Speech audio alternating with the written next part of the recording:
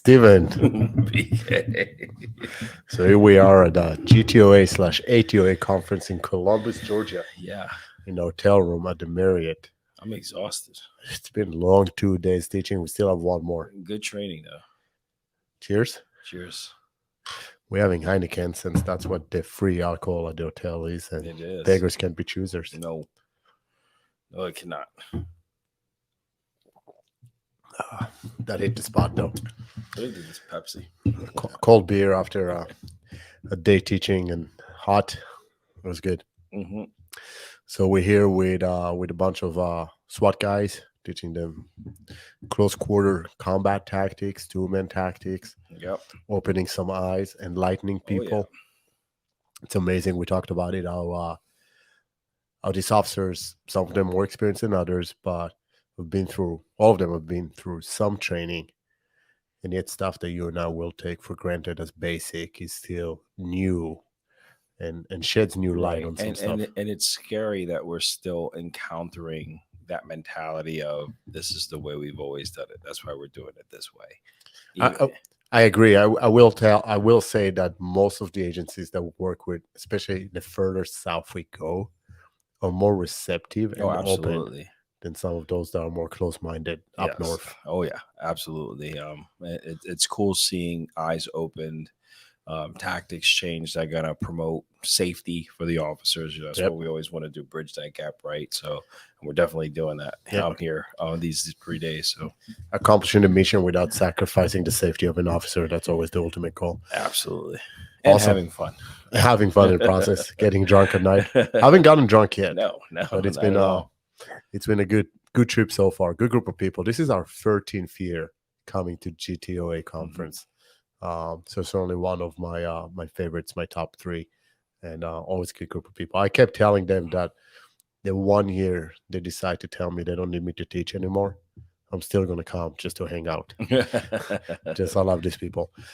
So before we get rolling with today's podcast, a little word about our sponsors. As always, Masada Tactical. Yeah, Masada Tactical. Pretty much sponsoring everything. If you guys have not yet checked it, check out our social media. For both Silver Savage and Masada Tactical. Yeah, speaking of which, the Silver Savage products were a hit at the vendor show. So we introduced it for the first time. That was kind of like the grand. Yeah. And we sold out almost of pretty much most of the inhalers we put out. The nasal Java. The nasal Java. Yep. So if you and those Silver Savage products, even though are under the Silver Savage brand, they can be found on the Masada Tactical website. So if you go to masadatactical.com and you go for the shop, you can find those products there. Yep, the pain bomb and the inhalers. Yep. And Masada, as always, if you guys are civilians looking for self-defense training, if you're a tactical operator looking to enhance some of your current tactics, if you are a hospital looking for workers' violence prevention, or an attorney looking for a private investigator, hit us up. We can do all of that. Yes, we just pretty much closed up another case. Yeah, another good case. So we're definitely working and ready to work. Good. We're running our next. We have served and we are ready to serve.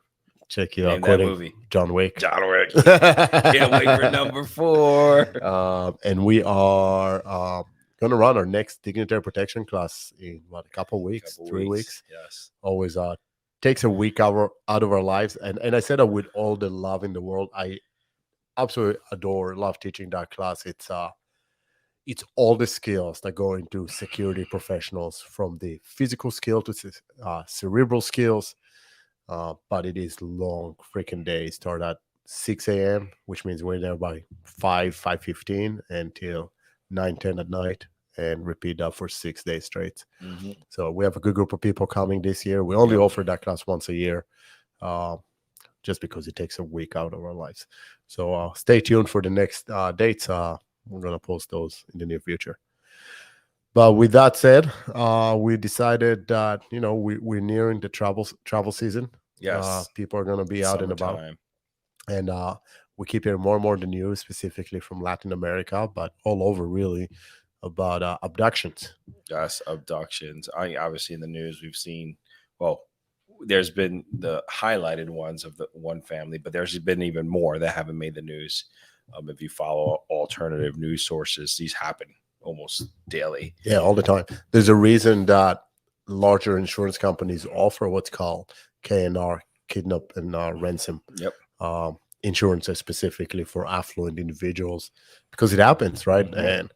And and those abductors, they know those insurances exist, and they're like, well, if I abduct, such and such that's worth $1 billion, and I ask for 10 million, the insurance company will pay that, and it's an easy payday. Yep. But I want to caution and say that it's not just affluent individuals Mhm. that are targeted. Oftentimes, it's just targets of opportunity. Sometimes it's a mistaken identity, like I believe happened to the one lady in Mexico, Allegedly. allegedly. I don't know enough details about that case Mhm. to pass judgment, but really, what it does highlight is that nobody is immune. No, That no, everybody is a not at target. all. I mean, it doesn't matter whatever the trade is, we can all be susceptible to it.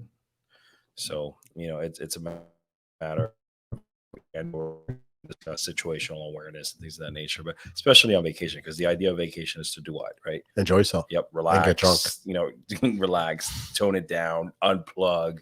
So we get lost, and we don't have that situational Yeah, we let awareness. our guard down. Yes, big time. And I think that's why it happens so often and so much abroad, right? Because I'm gonna move you a beer because it keeps rattling and shaking. it's alive.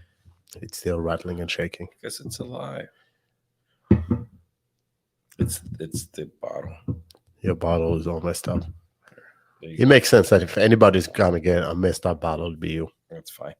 But yeah, you're right. So you talk about situational awareness. I think we should dive right into it. We always say that you know preparation and prevention beats reaction and response any day of the week.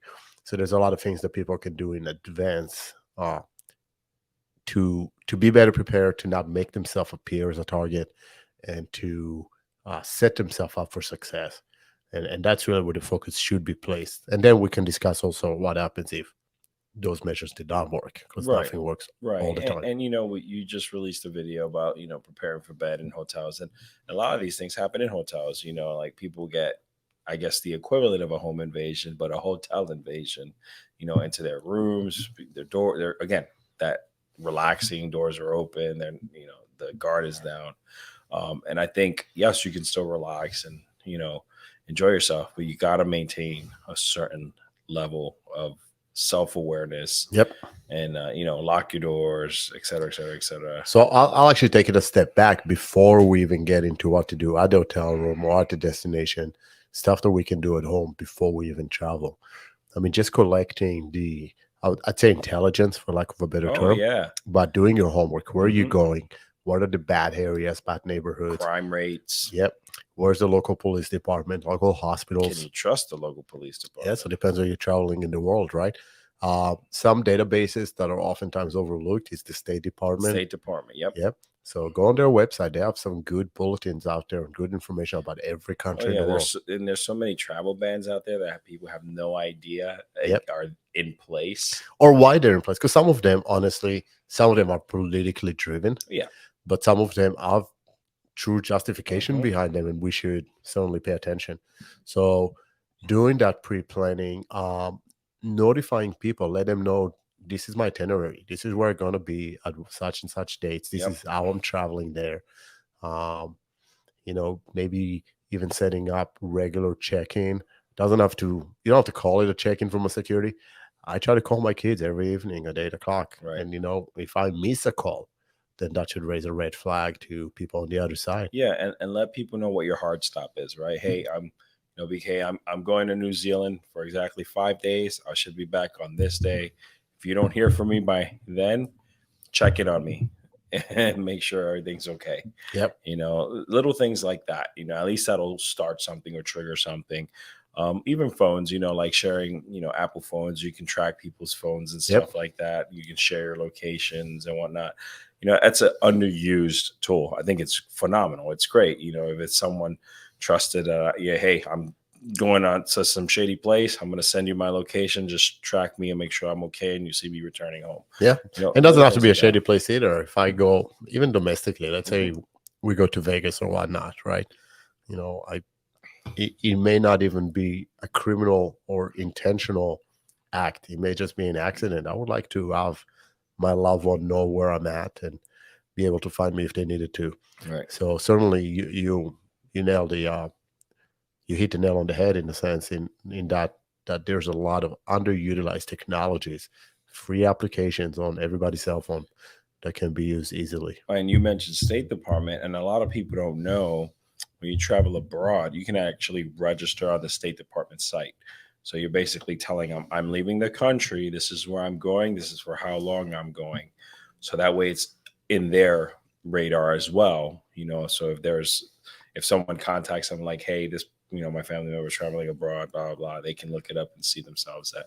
Not only that, that's how they keep track of people, right? We hear about evacuations from countries when there's some kind of hostilities, right? Whether they're natural, man-made, or politically driven.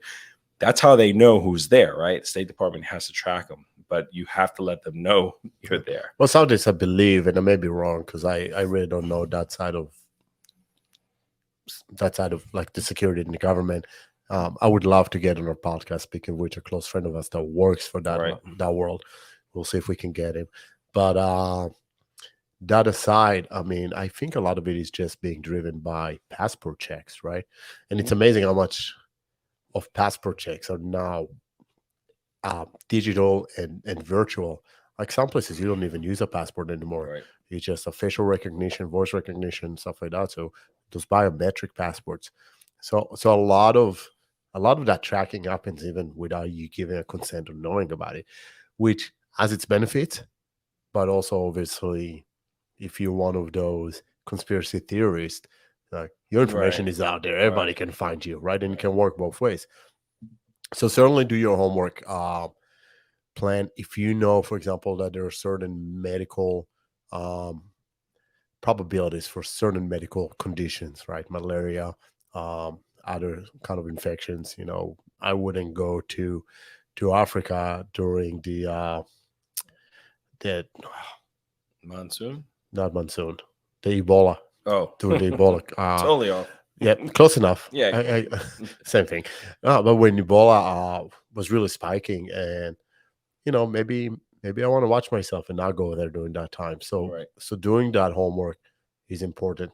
Uh, I know there's neighborhoods in Baltimore I wouldn't walk into, so I'm certainly there's parts of South America, Africa, Asia that probably less safe than others. And all Right. that is open source. You can find that information Right. easily. So when it comes down to it, we can just say, make sure people know where you're at, whether it's a government entity or family members or friends. Yep. Let them know, give them a hard stop. Let them, if I'm not back by then, if you don't hear from me by, et cetera, let me know or reach out to me and Or let somebody know. or let Yep. somebody know. Yep. What do you pack? So keep in mind that people don't want to be paranoid, but they want to be prepared. So we had a whole podcast about travel medicine stuff, right? Well, So first and foremost, one thing I like to do, and not many people do it, and I think Americans are horrible for it. And yeah, I'm kind of stereotyping, but it's true. And I know this empirically because I've been in so many countries, foreign countries with other Americans, and all you hear is effing Americans because we stand out, right? But we stand out because we make ourselves stand out.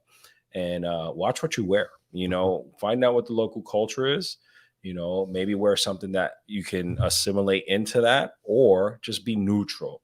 Don't wear death from above shirts with a nuke being dropped on your shirt while you're in Japan. You know what I mean? yeah, that probably won't be politically correct. But and then that's an extreme example, but that's what I'm saying. You know It's what I a mean? fair Like, example. yeah, but it's offensive and it's gonna make you stand out. Right? That's the last thing you want to do is stand out. I have to give props to my wife. When we went to Aruba, she bought this everything to know about Aruba book.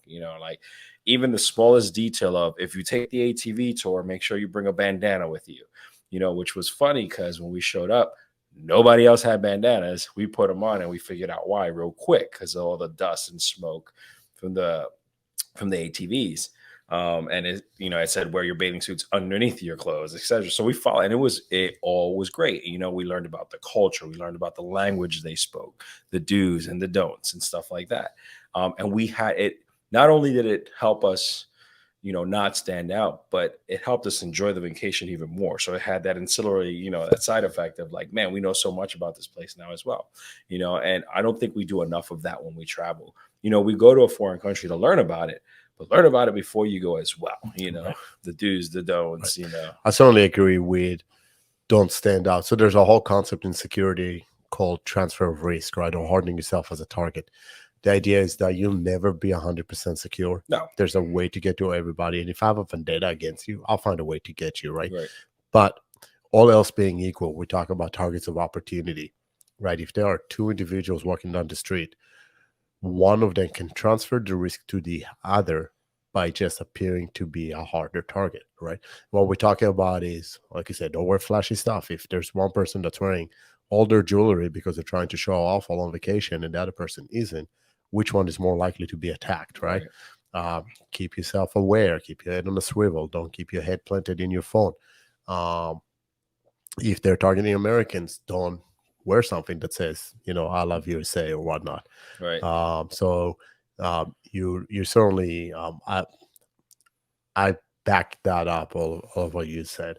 Again, I think people should prepare for the emergency without being overly sold by packing comfortable clothes. Have tennis Mhm. shoes that you can move on, or hiking shoes, right?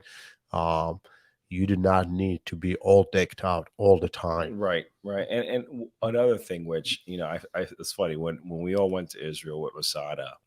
One of the things I did is, we had a map. I can't remember where we got map, but it was just a local like neighborhood street map, and I started remembering the names. Like, still remember King David Avenue and all these other streets, and I knew how to get from the Airbnb to the car, to the back, to the grocery store, to the pharmacy.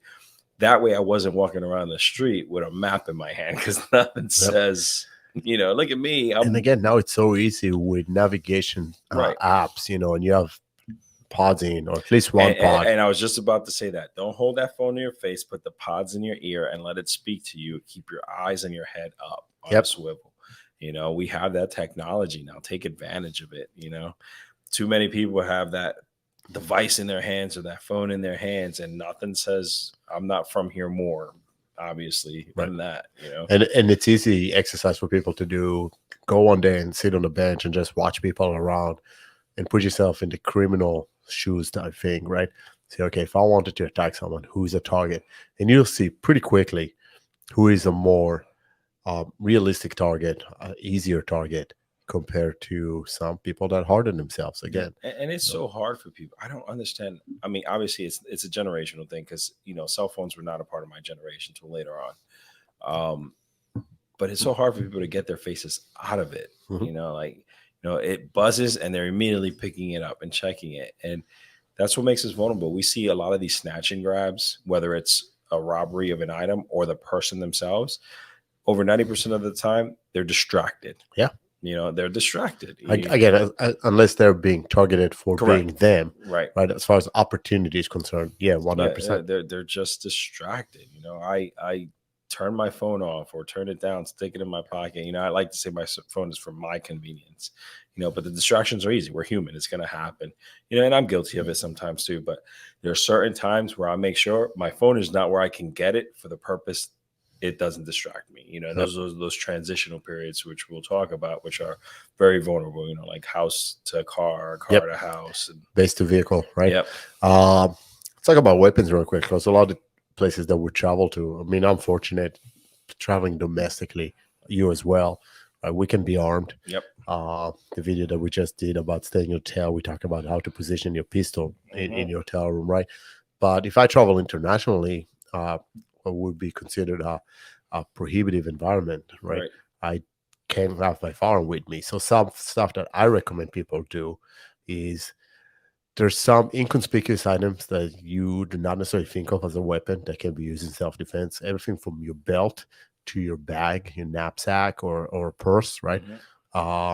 Hairspray, keys, flashlights, right? So all those things you can take with you. Another thing that we did when we ran dignitary protection details abroad is we usually go to like the local department store and buy a hammer or a screwdriver.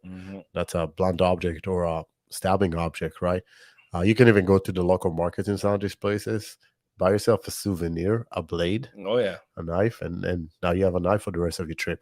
So there's only things that you can do to enhance your tools availability. Not that I said that everybody should have a tool.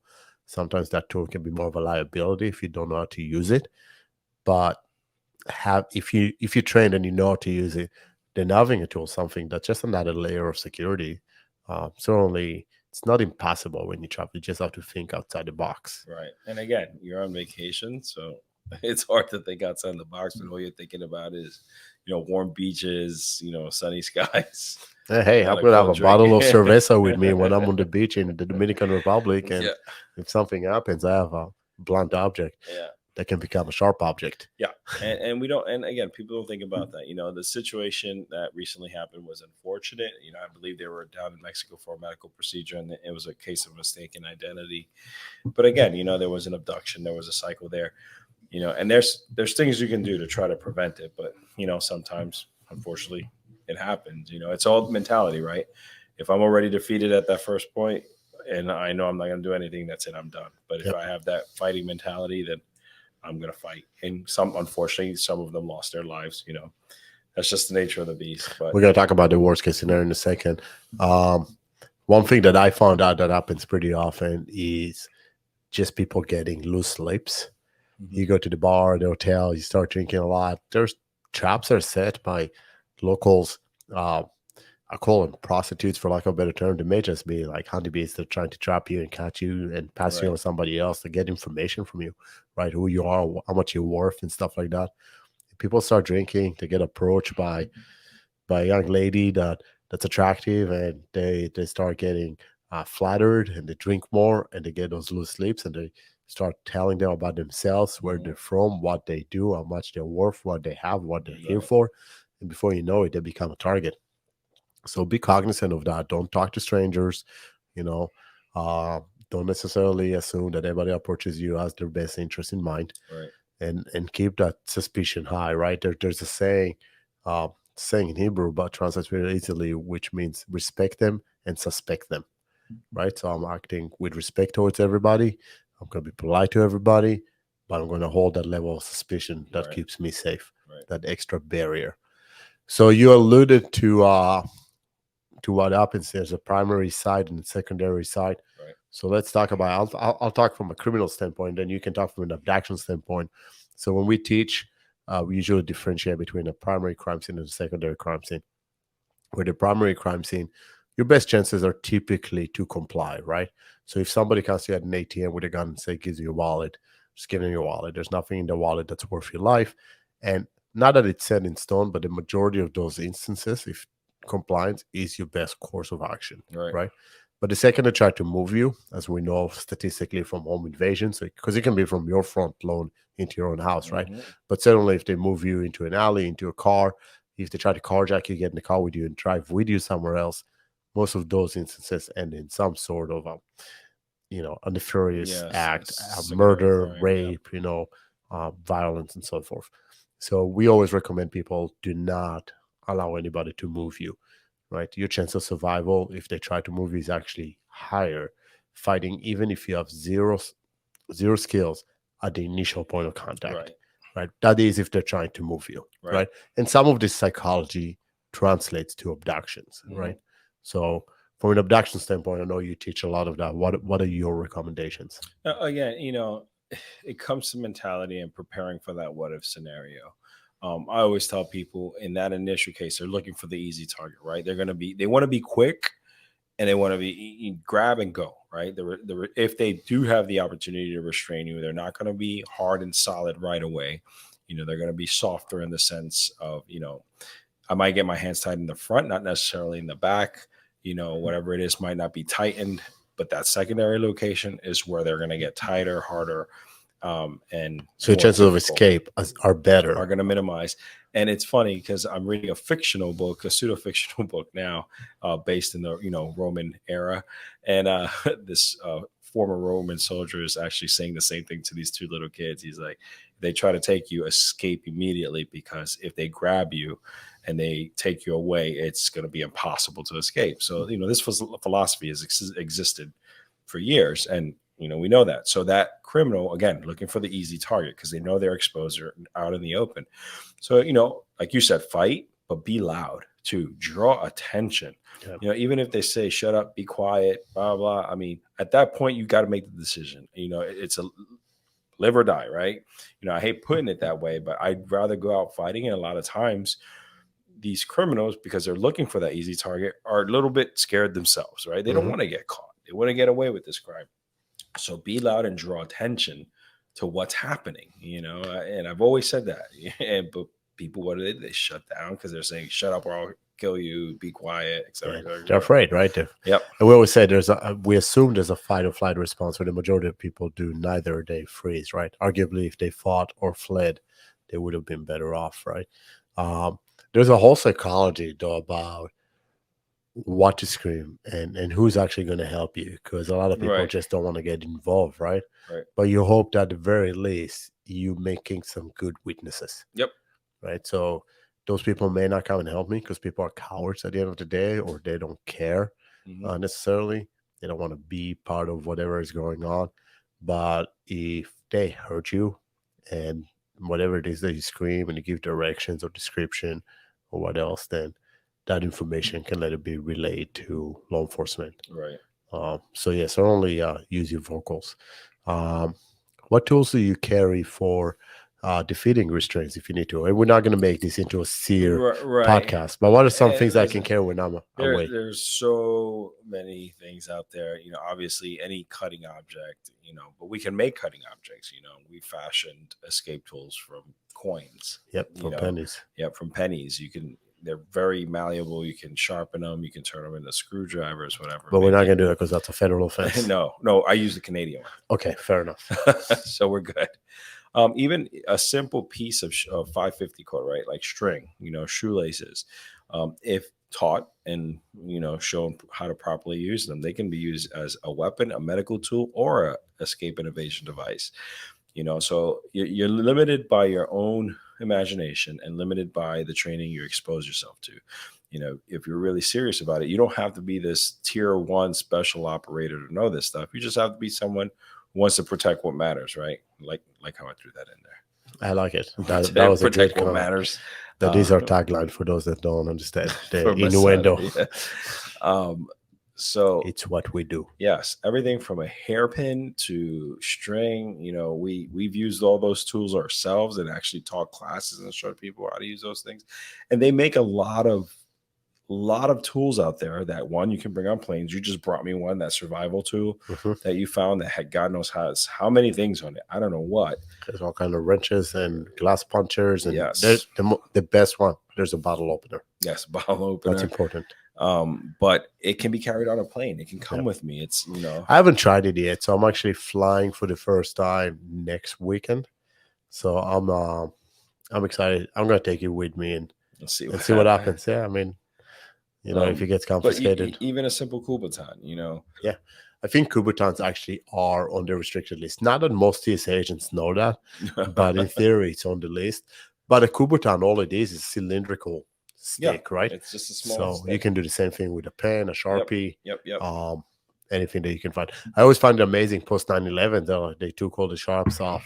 But one of the first things I do when I get on the flight, I ask for a can of soda or a drink. Yep. And I drink it. I ask for the whole can. I drink the whole can, and then I squish the can. And if you ever stepped on a can of, Pepsi or Coke or whatever, it's flat now with a lot of sharp points, and essentially you have a sharp object, right, that you can use if you needed to. And I just put it in the pocket of the seat in front of me, and it's there if I need it, and if not, it's just trash at the end of the flight. Again, like you said, just people thinking outside the box. If you end up being taken, right? Honestly, if it gets that bad, then this is where your pre-planning really is going to come into play. Okay, what kind of procedures and processes you set up in advance for this to be managed on your behalf? Because arguably, there's little for you to do at that point. Right. Once you've been taken and you're at that secondary, location, I hate saying it like that, but you're screwed, right? You're at somewhere you don't know, especially if you're abroad, right? We always say try to maintain your orientation, sound, or whatever you can see, but you're not. You're going to be blindfolded more than likely. Your hands are going to be tied behind their backs. Did you ever watch Taken 2? Yes. When does he get kidnapped or does his daughter get kidnapped? He gets kidnapped, and he's I counting. didn't see Taken 2. Yeah, they're in Turkey, I think, Maybe I and he did. counts like turns and Yes. noises and whatnot. That's if someone can do that, that's training. Yeah, no, what I'm saying, I don't think anybody, I wouldn't do that. I wouldn't think of doing that at that Right. point. I'll be more concerned about my immediate environment. Right. And again, this goes back to, like you said, the pre-planning phase. I'm going to look at what industry is around me, what airports are near, factories, etc. So what sounds come out of them. And even like one thing I like to do if I travel abroad, do a reconnoiter. Take a quick walk, drive, whatever, through the city. Familiarize yourself with the sight and sounds. Give yourself some landmarks, that you can reference and use it. Whether it's on a map or visually, so you have something to reference. I also always recommend talk to the street vendors. Yeah. Not necessarily the taxi drivers, because I don't know that I can trust them, but the street vendors usually are pretty trustworthy. They're just there to make a buck. And if you just ask them, listen, what should I watch for? What are some bad areas and so forth? They'll let you know because they want the business. Yeah, and for the most part, and not to freak out anyone listening to this, it's few and far between that it's going to happen. It does happen, but not like every person going traveling is going to get kidnapped. Because, like you said, right, tourism is an export, right? And most countries rely heavily on their tourism, so they try to keep the tourists safe. I mean, even in Mexico, I believe Acapulco has tourism police. Like their job is to keep tourism going. You know what I mean?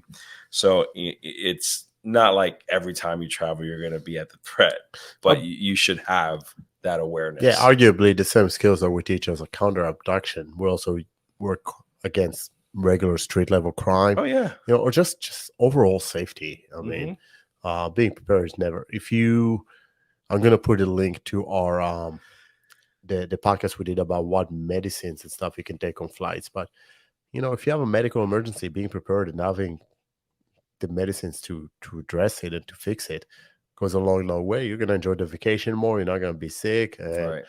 Some things you just can't get in other countries. Right. So it's always worthwhile doing so. There's one more thing I wanted to say, and I forgot about it right now. Well, the idea is that, again, the situational awareness and looking for those indicators of what would be what we call suspicious behavior, right? A lot of it's psychology, a lot of it's just understanding human behavior.